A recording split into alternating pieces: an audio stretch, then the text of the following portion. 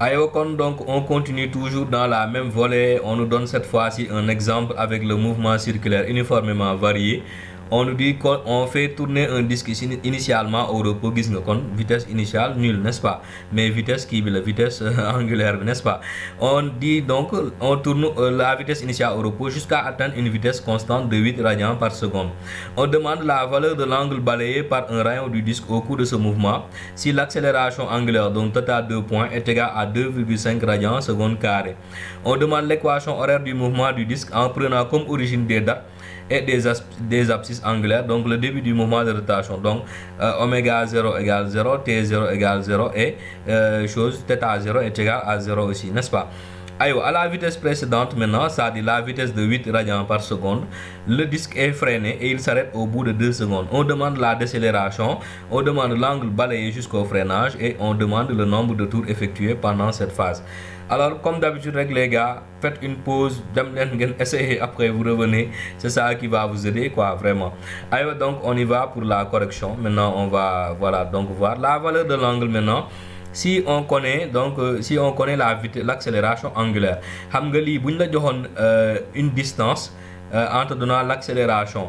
Bon, dans un mouvement rectiligne uniformément varié, on applique la rythme. Ici aussi les gars, c'est la même chose, on applique la rythme. Donc on sait que oméga c'est 8 radians. On va appliquer la rythme entre la position initiale et la position avec vitesse angulaire égale 8 radians par seconde.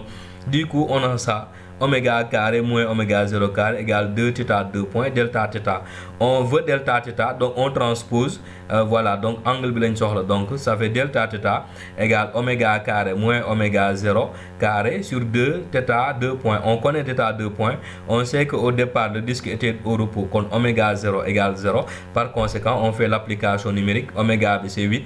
Donc fois 2 fois 2 fois 2,5, ça nous fait 12,8 radians. Donc voici l'angle qui a été balayé, donc entre la position où le mobile avait une vitesse de 0 radians et la position où le mobile a une vitesse de 8 radians par seconde.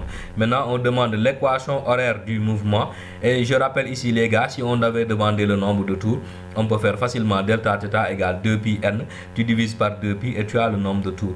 Alors on demande l'équation horaire. Donc l'équation horaire, ici on a un mouvement circulaire uniformément varié. Donc l'équation c'est 1 demi de θ 2 points carré plus oméga t plus θ 0. Oméga 0 on sait que c'est 0, θ 0 c'est 0, θ 2 points c'est 2,5. Donc on fait 2,5 divisé par 2t carré, ça fait 1,25 t carré. C'est pas compliqué quoi, vraiment les gars. Maintenant on dit à la vitesse précédente, donc 8 radians par seconde, on a freiné le disque et il a tourné et il s'est arrêté au bout de 2 secondes. On demande la décélération.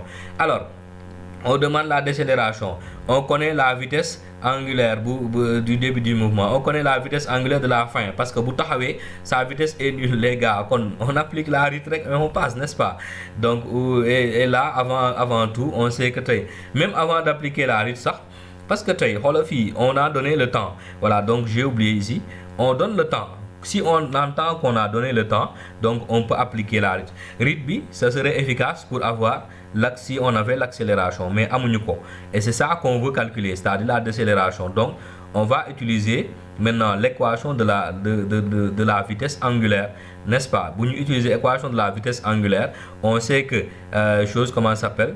La vitesse angulaire à l'origine c'est 8, la vitesse angulaire quand le mobile s'arrête c'est 0, donc on va avoir en 2 secondes, il va avoir donc une accélération de combien pour s'arrêter pour 2 secondes. Donc quand le disque s'arrête, oméga égale 0, par conséquent en remplaçant, donc on a oméga égale θ 2 points fois 2 plus 8, en transposant, donc on a θ 2 points fois 2 égale moins 8, donc θ 2 points égale moins 8 demi égale moins 4 radians seconde au carré.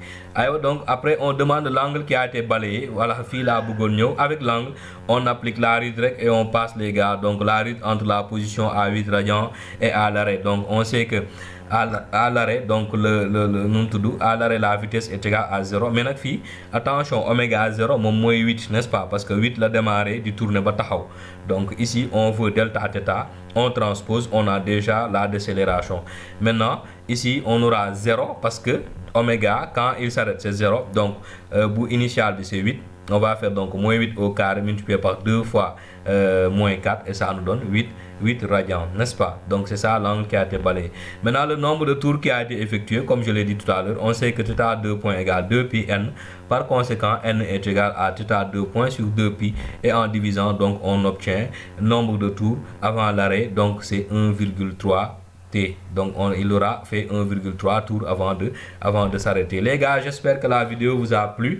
Si elle vous a plu, comme je le dis d'habitude, likez, commentez, revenez-nous avec vos commentaires. D'ici là, portez-vous bien et à bientôt donc pour de nouvelles vidéos scientifiques. Aywa, nekk leen si jàmm.